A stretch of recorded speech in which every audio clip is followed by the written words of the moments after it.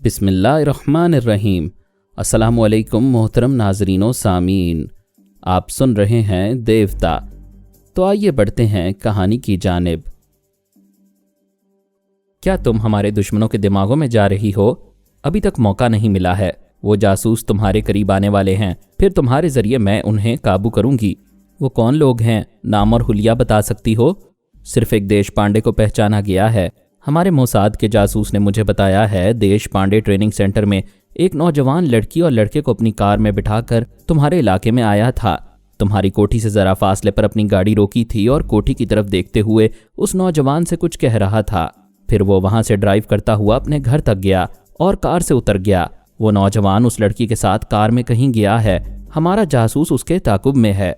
Angela ने कहा, अगर हमारा जासूस उस नौजवान से गुफ्तगू करे और तुम्हें उसकी आवाज़ सुनाए तो तुम उसकी खोपड़ी घुमा सकती हो। पहले यकीन करना होगा कि वो नौजवान योगा का माहिर नहीं है। ट्रेनिंग सेंटर में यकीनन योगा की मशकें कराई जाती होंगी। एंजेला ने कहा, हमारा एक जासूस उस ट्रेनिंग सेंटर में नाइट गार्ड बनकर रहता है। उसका नाम धर्मराज है और राजू गार्ड कहलाता है। मैं अभी उसे फ़ोन पर बुलाती हूँ। वो सेंटर में बैठकर इस सिलसिले में खुलकर बात नहीं कर सकेगा। तुम उसके ख्यालात पढ़ सकोगी। एंजेला ने सेंटर के दफ्तर में फ़ोन किया। इंचार्ज ने पूछा, किससे बात करना चाहती हो? मैं धर्मराज नाइट गार्ड की बहन बोल रही हूँ। भाई से बात करवा दें। आप होल्ड करें। इंचार्ज ने चपड़ासी से कहा, राजू नाइट चौकीदार को बुलाओ, उसका फ़ोन है। चपड़ासी ने कहा, जी साहब, अभी बुलाता हूँ। अल्पा इंचार्ज को छोड़कर चपड़ासी के पास आई। चपड़ासी ने हेडक्वार्टर में आकर कहा, राजू भाई, आपका फ़ोन है। किसने फ़ोन किया है? ये तो मैंने नहीं पूछा। धर्मराज ने कहा, कह दो मैं क्वार्टर में नहीं हूँ। खामखा फ़ोन सुनने इतनी दूर दफ्तर में जाना होता है। तुम लोगों को पूछना चाहिए कि फ़ोन पर मुझे कौन बुला रहा है। चपरासी चला गया। एंजेला, रिसीवर रख दो, मैं अभी आती हूँ। वो धर्मराज के पास आई। उसके ख्यालात ने बताया, आज हमाद नामी एक नौजवान को वो गुस्से में कत्ल करना चाहता था। उसे मुलाजमत से निकाल देने की धमकी दी गई थी। उस पर इक़दाम कत्ल का मुकदमा चलाया जाने वाला था, लेकिन खुफिया तंजीम के चंद बड़ों ने उसे वार्निंग देकर मुलाजमत बहाल की थी। उसकी पिछली खिदमात के सिलसिले में उसे माफ़ किया गया था। अल्पा ने उसके अंदर सोच पैदा की, क्या यहाँ के स्टूडेंट्स योगा के माहिर हैं? सब नहीं हैं। उसकी मशकें करते हैं। कुछ कामयाब रहते हैं, कुछ कच्चे रह जाते हैं। अल्पा ने उसे देश पांडे के मुतालिक सोचने पर मजबूर किया। वो सोचने लगा, पांडे खुफिया तंजीम का कोई बड़ा ओहदेदार है। अब तक पता नहीं चला कि वो क्या है। वो हमाद का हमायती है। ये हमाद कौन है? वो जवाबन सोचने लगा, एक नया रिक्रूट है। बहुत समझदार, बहुत हाजिर दिमाग है। दूसरों को बड़ी आसानी से उल्लू बनाता है। यहाँ की आजमाइशें इतनी सख्त और जानलेवा होती हैं कि कामयाबी का 1 नंबर हासिल करना मुश्किल हो जाता है। उसने सिर्फ 36 घंटों में 35 नंबर हासिल किए हैं। अल्पा ने उसकी सोच में कहा, वो इस कदर ज़हीन है, शायद इसलिए देश पांडे उसकी हिमायत करता है। शायद उसी नौजवान को आज सेंटर से बाहर ले गया है। हाँ, हमाद और रमना को 24 घंटों की खुसूसी छुट्टी दी गई है। मुझे यकीन है कि वो आज फिर कोई कारनामा ऐसा करेगा कि उसके नंबर और बढ़ जाएंगे। यहाँ आने वाले 2 बरस की ट्रेनिंग के बाद कामयाब होकर जाते हैं। हमाद की तेज़ रफ्तारी बता रही है कि वो 2 हफ्ते में ही तमाम इम्तिहानात पास कर लेगा। अल्पा ने एंजेला के पास आकर कहा, जिस नौजवान को तुम दोनों बहनों के पीछे लगाया जा रहा है उसका नाम हमाद है। वो बहुत शातिर है। अगर वो योगा का माहिर होगा तो मेरे पहुँचते ही सांस रोक लेगा, फिर मोहतात हो जाएगा। उसे गफलत में मारो। एला से कहो उससे दोस्ती करे और उसे आज़ाबी कमज़ोरी में मुब्तला करे, फिर मैं उससे निमट लूँगी। ठीक है, मैं इंतज़ार करती हूँ कि वो हमारे करीब आने के लिए कैसी चालें चलता है, फिर मैं उन चालों का तोड़ करूँगी। उसने अपनी बहन एला को ये बातें बताईं। एला ने फ़ोन के ज़रिए कैप्टन रंजीत से राबता किया, फिर कहा, हेलो कैप्टन।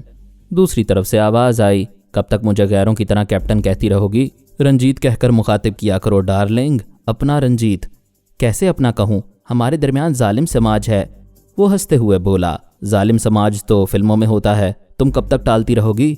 मैंने तो सोचा था आज तुम्हारी हो जाऊंगी, लेकिन क्या? कुछ ऐसी बात है कि मैं फ़ोन पर नहीं कह सकती। तुम्हारे घर आ जाऊं? घर आना मुनासिब नहीं है। गांधी पार्क में मिलो मुझसे। तुम पार्क के रेस्टोरेंट में पहुंचो, मैं अभी आता हूँ। एला ने रिसीवर रखकर कहा, अगर हमाद हमारी ताक में है तो मेरे बाहर निकलते ही मेरा पीछा करेगा। मिस अल्पा, तुम दूसरे जासूसों से कह दो वो हमाद पर नज़र रखें। कोई ज़रूरी तो नहीं कि उसे आसाबी कमज़ोरी की दवा दी जाए।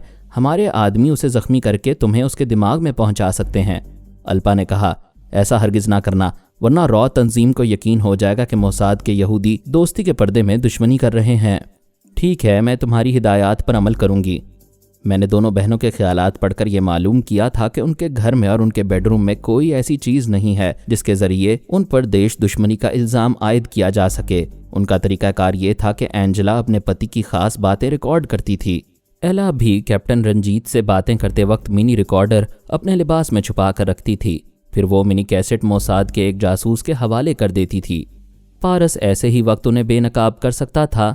मैंने अपने बेटे को बताया कि किस तरह अल्पा उनकी मदद कर रही है और एक यहूदी जासूस उसके और रमना के ताकुब में है। पारस ने एक सिनेमा के सामने रमना को कार रोकने के लिए कहा। वो कार रोकती हुई बोली, क्या फिल्म देखने का इरादा है? वहाँ फिल्मी शायकीन की बहुत भीड़ थी। टिकटें ब्लैक में फ़रोख्त हो रही थीं। वो दोनों कार से उतरकर भीड़ से गुजरते हुए जाने लगे। फ्रंट क्लास का टिकट घर दूसरे कॉरिडोर में था। वहाँ से दूसरा रास्ता बाहर जाता था। पारस रमना का हाथ पकड़कर उस रास्ते से बाहर आया, फिर बोला, दुश्मन हमारे ताकुब में है। कहाँ है? मैंने उसे डॉज दिया है, वो हमारी गाड़ी के करीब होगा। तुम किसी रिक्शे वाले को ऐसे बड़े होटल में चलने को कहो जहां हमें रिहाइश के लिए कमरा मिल सके। वो रिक्शे में आकर बैठ गए। रिक्शे वाले ने उन्हें होटल ताजमहल में पहुंचा दिया। पारस ने एक कमरा हासिल करके कहा, तुम यहाँ रहो, मेरे वापस आने तक बाहर ना निकलना। हमाद, मैं भी जासूसा हूँ, तो मुझे घरेलू औरत की तरह चार दीवारी में क्यों छोड़कर जा रहे हो? जासूसी का वक्त आएगा तो तुम्हें साथ लेकर जाऊंगा। अभी तुम्हारे अंकल की कार वापस लाने जा रहा हूँ, आधे घंटे में आ जाऊंगा। वो राजी हो गई। उसे होटल में छोड़ने का मकसद ये था कि अल्पा किसी के जरिए उसकी आवाज़ सुनकर उसके दिमाग को अपनी मुट्ठी में ले सकती थी, लिहाजा उसे मोसाद वालों से दूर रखना ज़रूरी था। मैंने सोचा, पता नहीं कब तक रमना और पारस का साथ रहेगा, वो हमेशा प्रॉब्लम बनती रहेगी। ये मसला हल करने के लिए मैंने रमना को बिस्तर पर सुला दिया, फिर उसे मामूला बनाकर उसके दिमाग को हिदायत दी कि वो मेरी सोच की लहरों को महसूस नहीं करेगी। बाकी किसी भी पराई सोच की लहरों को महसूस करते ही अपना सांस रोक लिया करेगी। उधर पारस जानबूझकर फिर सिनेमा के सामने आया। कार वहीं खड़ी थी। उसने स्टीयरिंग सीट पर बैठकर उसे स्टार्ट करना चाहा तो वो स्टार्ट नहीं हुई। उसने कार से उतरकर बोनट को उठाया तो पता चला कि इंजन में खराबी पैदा कर दी गई है। साफ जाहिर था यह दुश्मनों की कारस्तानी है। वो चाहते हैं कि गाड़ी आगे ना बढ़े, यानी पारस का वक्त इंजन की खराबी दूर करने में ज़ाया होता रहे। करीब ही गाड़ियों की मुरम्मत का एक छोटा सा वर्कशॉप था। उसने एक मिस्त्री को वहां से बुला लिया। वहां काम करने वाले गाड़ी को वर्कशॉप में ले गए। दूसरी तरफ एला ने पार्क के रेस्टोरेंट में कैप्टन रंजीत से मुलाकात की। वो बोला, ये मेरी खुशकिस्मती है कि तुमने मुझे मुलाकात के लिए यहाँ बुलाया है, वरना मैं ही प्यासे की तरह तुम्हारे पास आता रहा हूँ। मैंने रोमांस के लिए नहीं बुलाया है। तुम्हारी तंजीम के जासूस हम पर शुबा कर रहे हैं। वो कौन बेवकूफ़ है? मैं उसके खिलाफ कार्रवाई करूँगा। उसे हमारे खिलाफ इंक्वायरी से रोकोगे तो शुबा यकीन में बदल जाएगा। ये समझा जाएगा कि मैं तुम पर डोरे डाल रही हूँ। वो तो डाल रही हो। मजाक में वक्त ज़ाया ना करो। उस जासूस का नाम हमाद है। तुम उसे जानते होगे? हमाद तो एक नए रिक्रूट का नाम है। वो अभी ट्रेनिंग हासिल कर रहा है। देश पांडे ने उसे 24 घंटों की छुट्टी दिलाई है। ओह अच्छा, समझ गया। देश पांडे उसी नौजवान के जरिए जासूसी कर रहा है। यही बात है। वो नौजवान हमाद रॉक्सी सिनेमा के करीब एक कार वर्कशॉप में बैठा हुआ है। क्या उसे देखकर पहचान लोगे? हाँ, मैंने उसकी तस्वीर देखी है। तो फिर जाओ और मोहब्बत से उसे यहाँ ले आओ। हम दोनों उसे अपनी तरफ माइल करेंगे। तुम आला ओहदेदार हो, वो तुम्हारा फरमाबरदार बनकर रह सकता है।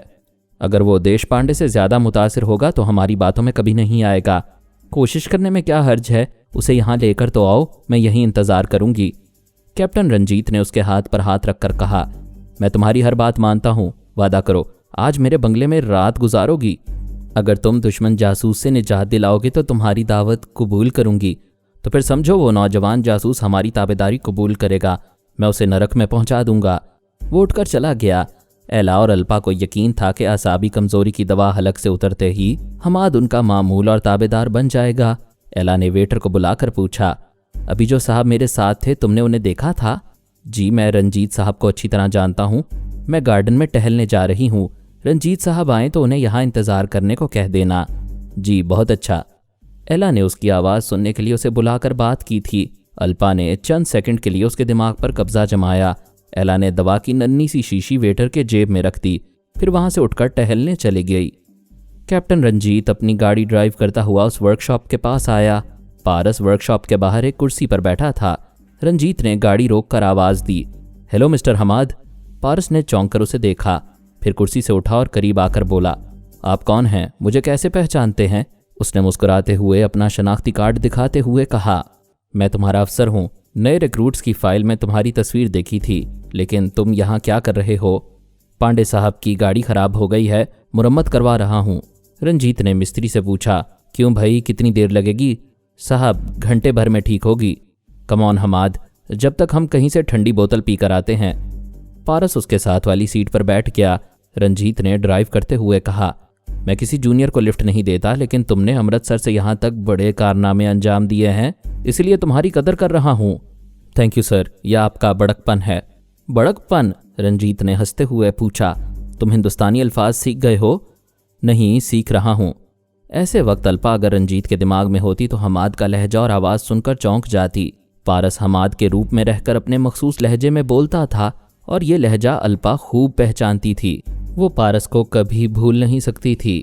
मैंने इस बात का ख़ास ख्याल रखा था कि अल्पा पारस की आवाज़ ना सुन पाए। मैंने पहले ही अली तैमूर से कह दिया था, अल्पा हिंदुस्तान में मोसाद के सुराग रिसानों के साथ मसरूफ़ रहती है। आज वो पारस की आवाज़ वहाँ सुन सकती है और ऐसा नहीं होना चाहिए। अली ने पूछा, आप चाहते हैं मैं उसे अपनी तरफ मसरूफ़ रखूँ? हाँ, आज रात 9 बजे वो तुमसे शेरटन के डाइनिंग हॉल में मिलने वाली है और अभी तिल अबीब में दिन का 1 बजा है। तुम उसे लंच के लिए बुलाओ। अच्छी बात है, कोशिश करता हूँ। उसने रिसीवर उठाकर नंबर डायल किया। राबिता कायम होने पर अल्पा की आवाज़ सुनाई दी, hello, please code numbers. Ali ने कहा, मोहब्बत के एक चिराग से दूसरा चिराग जलता है। वो खुश होकर बोली, कारमन, ये कोड वर्ड्स मैंने बताए थे और तुमने एतराज़ किया था क्योंकि तुम मोहब्बत के नाम से भागते हो। हाँ, मैंने दूसरे कोड वर्ड्स मुकर्रर किए थे ताकि मोहब्बत को भूल जाओ और फ़र्ज़ को याद रखो। इसका मतलब है कि तुम मेरी मोहब्बत को नहीं भुला पा रहे हो? हाँ, ऐसा लगता है जैसे तुम मेरे अंदर चुपके से आ गई हो और मेरा मिजाज और मेरे असूल बदलती जा रही हो। तुम मुझे अपने अंदर आने नहीं देते, मगर देख लो, मेरी मोहब्बत तुम्हारे दिल और दिमाग पर कब्जा जमा रही है। मुझे भूख लग रही है, मैं शेरटन जा रहा हूँ। बोलो, आ रही हो? अभी? ओ माय गुडनेस, मुझे खुशी होगी, लेकिन मैं तो एक अहम मामले में मसरूफ़ हूँ। क्या मोहब्बत से बड़ा भी कोई मामला हो सकता है? ऐसा ना कहो, वरना पर लगाकर चली आऊँगी। प्लीज़ आ जाओ, मैं बहुत तन्हाई महसूस कर रहा हूँ। तुम्हारी बीवी कहाँ है? बीवी बीवी होती है, महबूबा नहीं होती। वो फ़ोन पर खिलखिलाकर हंसने लगी। औरत दूसरे की बीवी पर तरजीह हासिल करके बहुत खुश होती है। अली ने कहा, मैं तुम्हें फ़र्ज़ की अदायगी से नहीं रोकूंगा, लेकिन तुम अपनी ड्यूटी जे मॉर्गन को दे सको तो चली आओ। ठीक है, तुम चलो, मैं मॉर्गन से बात करके आती हूँ। उसने राबता ख़त्म कर दिया, फिर जे मॉर्गन का नंबर डायल किया। राबता होने पर बोली, हेलो, अल्पा हूँ, कोड नंबर ALA11। वो बोला, हेलो हेलो अल्पा, कहो कैसे याद किया? मेरा एक काम करोगे? हाँ बोलो। अभी मैं रॉ तंजीम के मामले में मसरूफ़ थी। तुम वहाँ के मामलात अच्छी तरह जानते हो? हाँ, जानता हूँ।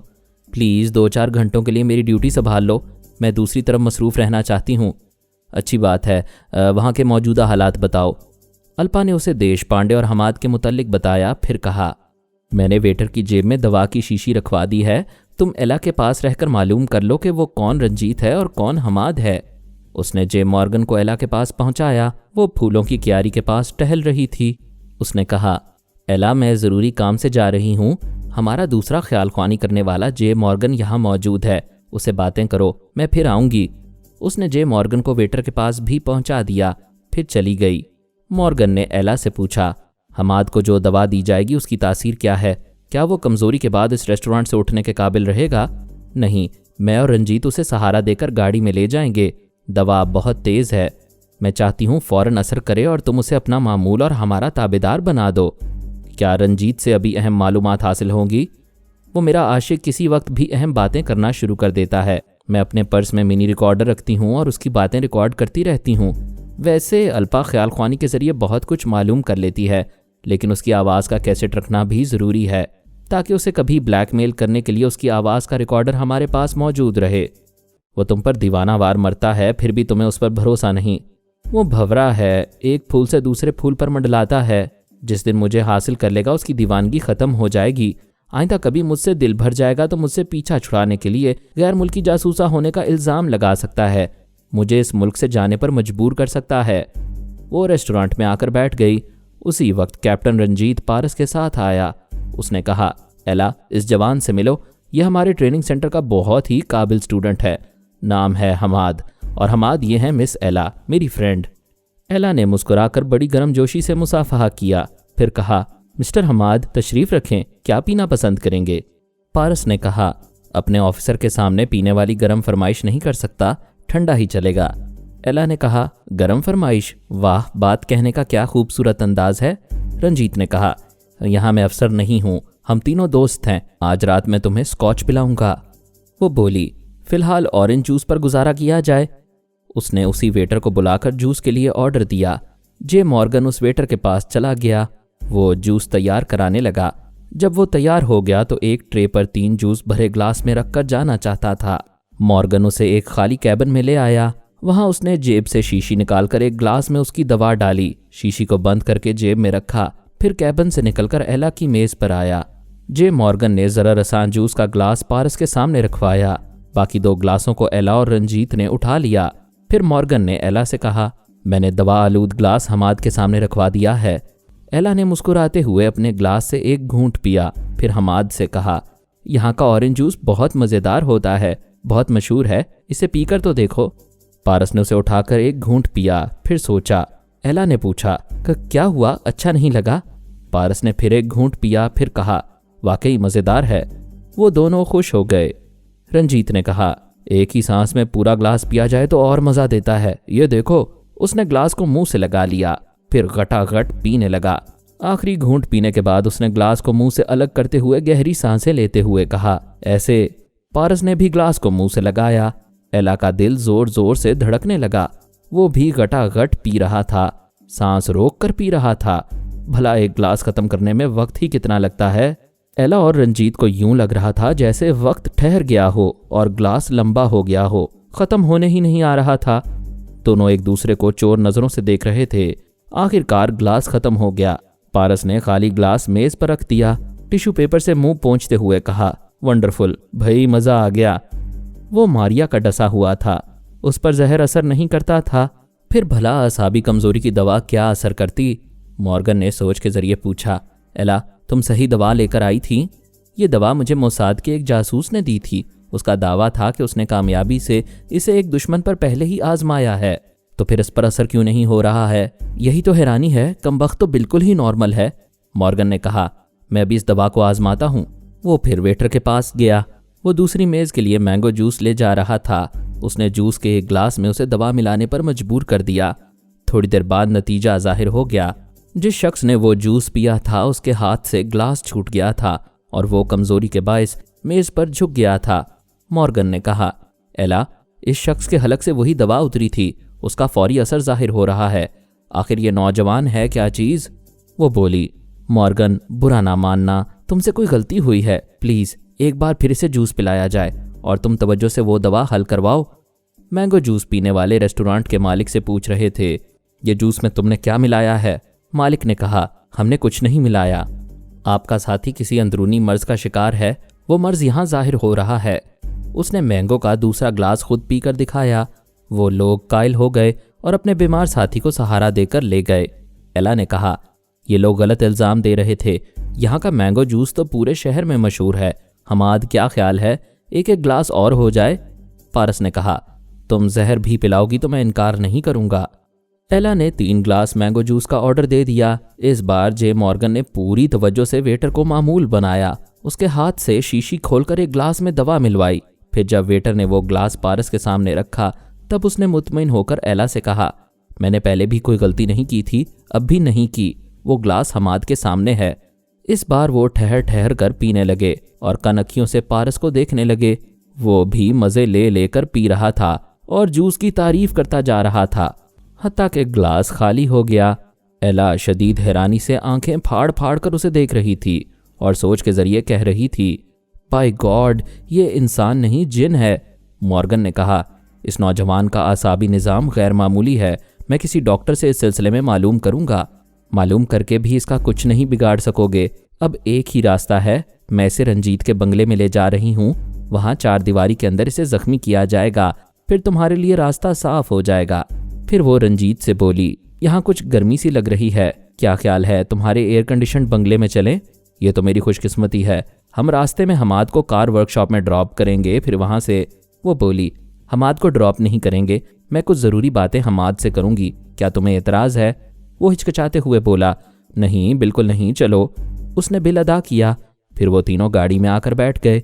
रंजीत नागवारी से मुंह बना रहा था। वो एला को अपने बेडरूम की तन्हाई में ले जाना चाहता था, लेकिन पारस कबाब में हड्डी बन रहा था। एला बहुत महंगी लग रही थी। उसे हासिल करने की बेचैनी शदीद होती जा रही थी। अपने बंगले में पहुंचकर उसने पारस से कहा, हमाद तुम यहाँ ड्राइंग रूम में बैठो, हम अभी आते हैं। पारस वहां बैठ गया। वो एला के साथ दूसरे कमरे में आकर बोला, इसे यहाँ लाने की क्या ज़रूरत थी? वो बोली, तुमने देखा है, हमने हमाद को 2 बार असाबी कमजोरी की दवा जूस में मिलाकर पिलाई, लेकिन वो नॉर्मल रहा। हमाद को गोली मारो, मैं तुम्हारे हुस्नो शबाब का तलबगार हूँ, मेरी तलब की बात करो। मैं अभी तुम्हारी तलब पूरी करूंगी, लेकिन उससे पहले हमाद को जख्मी करो। जब तक वो कमज़ोर नहीं होगा, हमारा टेलीपैथी जानने वाला उसके दिमाग पर कब्जा जमाकर उसे अपना ताबेदार नहीं बना सकेगा। ज़रा होश की बातें करो, वो हमारे ट्रेनिंग सेंटर का रिक्रूट है। मेरे घर में जख्मी होगा तो भेद खुल जाएगा। नहीं खुलेगा। जख्मी होते ही उसे तनवीमी अमल के जरिए अपना गुलाम बना लिया जाएगा। वो तुम्हारे खिलाफ बयान नहीं दे सकेगा, बल्कि हमारे लिए जासूसी करता रहेगा। रंजीत ने सोचती हुई नज़रों से उसे देखा, फिर पूछा, वादा करती हो कि तुम उसी वक्त से मेरे बेडरूम में रहोगी? वादा करती हूँ, चलो देर ना करो। उसने अलमारी खोलकर एक रिवॉल्वर निकाल लिया, उसकी नाल में साइलेंसर लगाया, फिर एक महंगी हसीना की जवानी से खेलने के लिए अपने ही मुल्क का गद्दार बनकर अपने ही जासूस को नुकसान पहुंचाने ड्राइंग रूम में आ गया। पारस सोफे से उठकर खड़ा हो गया। रंजीत ने उसकी एक टांग का निशाना लेते हुए कहा, चुपचाप खड़े रहो, मैं तुम्हारी एक टांग जख्मी करना चाहता हूँ। वाह कैप्टन, कोई अपनी खुशी से कड़वी गोली नहीं निकलता और तुम मुझे गोली मारना चाहते हो। मेरा कसूर बताओ। एला ने कहा, कसूर यह है कि तुम देश पांडे के चमचे हो और योगा के माहिर हो। हमारे दोस्त नहीं बनोगे, हमारे काम नहीं आओगे। रिवॉल्वर से जख्मी होने के बाद सांस नहीं रोक सकोगे। हमारा टेलीपैथी जानने वाला तुम्हें हमारा ताबेदार बना देगा। अगर चाहते हो कि गोली ना चलाई जाए तो हमारी ख्यालख्वानी करने वाले के लिए अपना दिमाग खोल दो।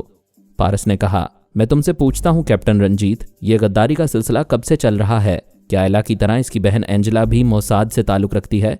रंजीत ने कहा, ये पूछकर क्या करोगे? जब तुम पर तनवीमी अमल करके तुम्हें मोसाद तंजीम का वफादार बनाया जाएगा तो तुम्हें बहुत कुछ मालूम हो जाएगा। ये कहते ही उसने फायर किया।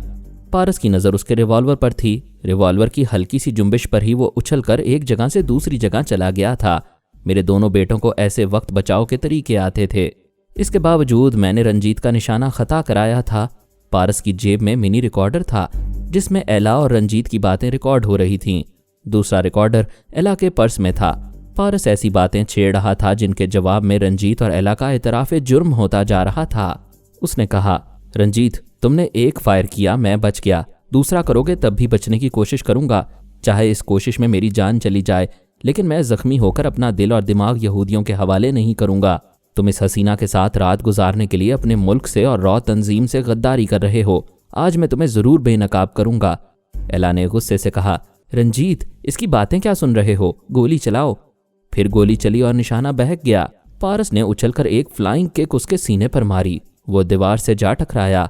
दूसरी किक रिवॉल्वर पर पड़ी। रिवॉल्वर एक तरफ जाकर फर्श पर गिरा तो एला दौड़ती हुई गई। उसे झुककर उठाना चाहा, लेकिन मुंह पर ऐसी ठोकर पड़ी कि वो उलटकर फर्श पर गिरी, फिर उठ ना सकी, बेहोश हो गई। जे मॉर्गन ने रंजीत के जरिए पारस पर हमला किया, लेकिन गोली चलते ही वो ऊंधे मुंह गिर पड़ा। अपनी टांग पकड़कर तकलीफ से कराहने लगा। पारस इत्मीनान से चलता हुआ टेलीफोन के पास आया। सोफे पर बैठकर रिसीवर उठाकर नंबर डायल किया, फिर राबिता कायम होने पर बोला, हेलो पांडे, कैप्टन रंजीत के ड्राइंग रूम से बोल रहा हूँ। शिकार सबूत के साथ तुम्हारा इंतजार कर रहे हैं, चले आओ। उसने रिसीवर रख दिया। रंजीत ने तकलीफ से कराते हुए कहा, तुम और देश पांडे मुझे समझते क्या हो? मेरे खिलाफ कभी सबूत पेश नहीं कर सकोगे। पारस ने जेब से मिनी रिकॉर्डर निकालकर उसे रिवाइंड किया, फिर उसे सुनाया। वो अपनी आवाज़ और एतराफ़े जुर्म सुनकर तड़प गया। तकलीफ की परवाह किए बगैर एक टांग पर उठकर उछलता हुआ उसकी तरफ आया ताकि मिनी रिकॉर्डर छीन ले, लेकिन गोली के जख्म से ऐसी टीसें उठी कि वो फिर ऊंधे मुंह फर्श पर गिर पड़ा। पारस ने कहा, ऐसा ही एक रिकॉर्डर एला के पर्स में है। तुम 2 रिकॉर्डर्स के दरमियान हो, ना इधर आ सकते हो ना उधर जा सकते हो। वो बेबसी से देखते हुए बोला, दोस्त बन जाओ, मेरा ये जुर्म छुपा लो। आइंदा मैं तंजीम से गद्दारी नहीं करूँगा। जुर्म छुपाने की कीमत क्या दोगे? मेरी बिसात के मुताबिक जो मांगोगे वो दे दूंगा। तुम्हारी बिसात क्या है? 10 लाख रुपए। क्या तुम मुझे 10 लाख दोगे? हाँ, आज ही दूंगा। क्या ये बातें रिकॉर्ड करूं? उसने मिनी रिकॉर्डर दिखाया। वो गिड़गिड़ा कर बोला, नहीं, भगवान के वास्ते रिकॉर्ड ना करना, मुझ पर रिश्वत देने का भी इल्ज़ाम आ जाएगा। तो फिर मुंह बंद रखो, जुबान खोलोगे तो मैं रिकॉर्डर को ऑन कर दूंगा। उसने दोनों होंठों को सख्ती से बंद कर लिया। वो कितने ही तरीकों से पारस को बहला फुसला कर इन मामलात पर मिट्टी डालना चाहता था, लेकिन बहलाने फुसलाने और लालच देने के लिए जुबान खोलना ज़रूरी था, और ये मजबूरी थी कि जुबान खोलने से मिनी रिकॉर्डर के कान खुल जाते। जे मॉर्गन वहां से नाकाम होकर अल्पा के पास आया। मखसूस कोड वर्ड्स अदा करके कुछ कहना चाहता था। अल्पा ने कहा, मैं पहले कह चुकी हूँ, मुझसे फ़ोन के जरिए राबता किया करो। उसने सांस रोक ली। मॉर्गन चला आया, फिर नागवारी से बुड़बुड़ाते हुए अल्पा का फ़ोन नंबर डायल करने लगा। वो रिपोर्ट देना चाहता था कि हमाद को काबू करने के सिलसिले में नाकामी हुई है। उसके बरक्स एला और रंजीत हमाद के काबू में आ गए हैं, और अब उनके साथ एंजेला और शिवचरण भी बेनकाब होने वाले हैं। फ़ोन की घंटी दूसरी तरफ बजती रही, लेकिन अल्पा ने फ़ोन अटेंड नहीं किया। दरअसल उसका मोबाइल फ़ोन उसके पर्स में रहता था, और एक हंगामे में वो पर्स एक जगह रह गया था और वो अली के साथ दूसरी जगह चली आई थी। किस्सा यूं था कि अली तैमूर होटल शेरेटन के सामने अल्पा का इंतज़ार कर रहा था। वो गाड़ी ड्राइव करती हुई पार्किंग एरिया में आई, फिर गाड़ी से उतरकर होटल के अंदर जाना चाहती थी। अली उसकी तरफ आ रहा था। अचानक ठाएं की आवाज़ के साथ अली ने छलांग लगाई। अल्पा के ऊपर आकर उसे लिपटकर ज़मीन पर गिरते और उसके साथ लुढ़कते हुए एक मेहराबी दीवार के पीछे चला गया। फायर अली पर किया गया था। अल्पा ने समझा उस पर किया गया है। वो बोली, शुक्रिया कारमन, तुम ना होते तो अभी मैं इस दुनिया से जा चुकी होती। अली ने वजाहत नहीं की, इसका वक्त नहीं था। वो दूर तक नजरें दौड़ाता रहा था। होटल के बाहर भगदड़ मची हुई थी। इसी भाग दौड़ के बायस गोली चलाने वाला नजर नहीं आ रहा था। वो अल्पा का बाजू पकड़कर बोला, मेरे साथ दौड़ती चलो, पहले उस दीवार तक, फिर उस दीवार से मेरी कार तक। Now come on. अल्पा को एहसास हुआ कि उसका बाजू फौलादी शिकंजे में है। वो फायरिंग को भूलकर मुस्कुराने लगी। उसके साथ दौड़ते हुए भरपूर तहफ्फुज़ का यकीन हो रहा था। वो अगली दीवार के पीछे आए। वहां से गाड़ी तक जाते जाते फिर फायरिंग की आवाज़ सुनाई दी। अली ने अल्पा को गिरते गिरते संभाला, उसे एक बगल में दबाकर कार तक आया, फिर दरवाज़ा खोलकर उसे अंदर धकेला। वो खिसकती हुई दूसरी सीट पर गई। अली ने एक हाथ से दरवाज़ा बंद किया, दूसरे हाथ से चाबी घुमाकर गाड़ी स्टार्ट की, गियर बदला, फिर उसे रिवर्स में ले गया। दोबारा गियर बदला और गाड़ी को टर्न करते हुए तेज रफ्तारी से ड्राइव करता हुआ होटल की बाउंड्री से बाहर चला आया। तब अल्पा को ख्याल आया कि गाड़ी के अंदर पहुंचने से पहले पर्स कहीं गिर गया है। उसका शनाख्ती कार्ड और मोबाइल टेलीफोन पर्स के अंदर था। उन्हें लेने के लिए वो वापस नहीं जा सकती थी। आज से पहले वो जब भी अपनी रिहाइश गाह से बाहर जाती थी तो किसी को खबर नहीं होती थी कि टेलीपैथी जानने वाली अल्पा शहर की शाहराहों और तफरी गाहों में है। आज पहली बार उसने अली तैमूर को घर से बाहर आने की इतला दी थी। ये इतला फ़ोन पर दी थी, और फ़ोन पर कोई भी दुश्मन ये सुन सकता था। वो बोली, तुम मुझे दिमाग में आने नहीं देते, अब उसका नतीजा देख लो। मैंने फ़ोन पर कहा मुलाकात करने आ रही हूँ और दुश्मन मुझसे पहले पहुँच गए। तुम्हारा फ़ोन किसी दुश्मन ने नहीं सुना है, और ना ही किसी ने तुम पर गोली चलाई है। क्या होटल के सामने दिल लगी हो रही थी? वो मुझ पर गोलियां चला रहे थे। वो हैरानी से बोली, क्या वाकई? मैंने पहली गोली से बचने के लिए तुम पर छलांग लगाई, क्योंकि दूसरी तीसरी गोलियां तुम्हें भी लग सकती थीं। वो कौन हो सकते हैं? वो जो भी हैं पीछे आ रहे हैं। ओह गॉड! उसने सर घुमाकर पीछे देखा। बहुत सी गाड़ियां आगे पीछे चल रही थीं। अली ने कहा, सफ़ेद रंग की गाड़ी है, उसकी विंडशील्ड टिंटेड है और वाइपर टूटा हुआ है। वो बोली, ऐसी थर्ड क्लास गाड़ी में कोई थर्ड रेट का ही गुंडा होगा। ठीक समझ रही हो, किसी किराए के कातिल को मुआवजा देकर उसकी खिदमत हासिल की गई हैं।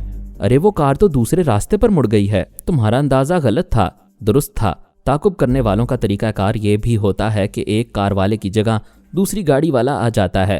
अब कोई दूसरा हमारा ताकुब कर रहा होगा।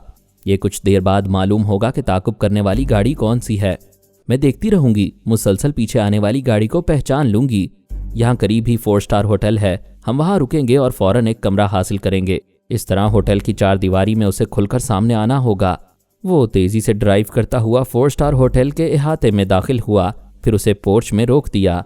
अल्पा ने कार से उतरते हुए कहा, होटल की गली में हमारे पीछे 2 गाड़ियां आई थीं, लेकिन वो आगे चली गईं। वो अली का बाजू थामकर उसके साथ चलती हुई काउंटर पर आई। अली ने अपना कार्ड दिखाकर एक कमरा हासिल किया। उन्हें 5वें फ्लोर पर कमरा मिला। वो चाबी लेकर लिफ्ट में आ गए। अली ने सरगोशी में कहा, काउंटर गर्ल और वेटर वगैरह के ख्यालात पढ़ती रहो। मैंने इस बात का ख्याल रखा है, कोई भी हमारा कमरा नंबर मालूम करने आएगा तो काउंटर गर्ल उसे मेरी मर्जी के मुताबिक गलत नंबर बताएगी। वो 5वीं मंजिल पर आए। एक वेटर ने उनके लिए 500 नंबर का कमरा खोला। उसने उससे बात की ताकि उसके दिमाग में भी झांकती रहे। अली ने कमरे में आकर कहा, इंसान अपने तौर पर हर मुमकिन एहतियाती तदबीर करता है, इसके बावजूद मुसीबतें नाजिल होती रहती हैं। तुम अंदाज़ा कर सकते हो कि तुमसे यह दुश्मनी कौन कर रहा है। मेरी ज़ात से जॉन लैम्बोर्डा को बहुत ज़्यादा नुकसान पहुंचा है। उसने हमारे एक गोल्डन ब्रेन को अपना मामूल बना रखा था। मैंने उसका ये तिलिस्म तोड़ दिया। वो एक के ज़रिए दूसरे तमाम गोल्डन ब्रेन्स के दिमागों पर कब्जा जमाना चाहता था। इसराइल की खारजा और दाखिला पॉलिसियाँ अपनी मर्जी से मुरतब करना चाहता था। अब कुछ नहीं कर सकेगा। डॉक्टर मोहम्मद उनीब सलीमी के साथ मज़ीद अक़सात सुनने के लिए हमारे चैनल का सब्सक्राइबर बनें और साथ ही बेल आइकन को क्लिक करें ताकि आपको हर आने वाली नई वीडियो के मुतालिक नोटिफिकेशंस मिलती रहें। हमारी वीडियोस को लाइक और शेयर करें और हमें अपनी दुआओं में याद रखिएगा। ISI और पाक आर्मी जिंदाबाद, पाकिस्तान पाइंदाबाद। हम फिर मिलेंगे इंशाअल्लाह एक नई किस्त के साथ। तब तक के लिए अल्लाह हाफिज़।